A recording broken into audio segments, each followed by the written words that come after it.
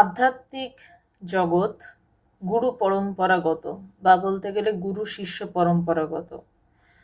যতই বই থাকুক, যতই শাস্ত্র থাকুক, এই আধ্যাত্মিক জগতের জ্ঞান লাভ ভগবানের ভাষায় গুরু শিষ্যের ভালোবাসার উপর দাঁড়িয়ে রয়েছে।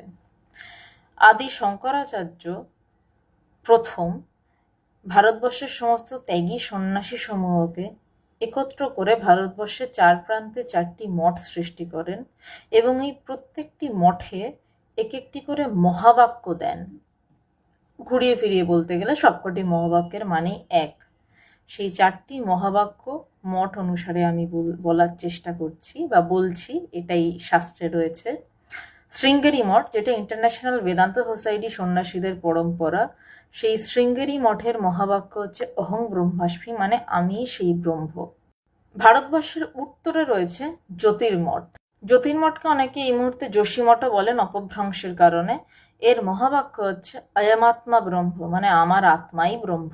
ভারতবর্ষের পূর্ব দিকে যেই মঠ স্থাপন করলেন আদিগুরু শঙ্করাচার্য, সেই মঠটি হচ্ছে গোবর্ধন মঠ এবং এর যেই মহাবাক্য তিনি দিলেন, সেই মহাবাক্যটি হচ্ছে প্রজ্ঞানাং ব্রহ্ম, মানে সেই জ্ঞানই ব্রহ্ম। পশ্চিমে মঠ তৈরি করলেন সারদা মঠ, সেই মঠের মহাবাক্য হচ্ছে তত্ত্বমসি, মানে তুমি সেই।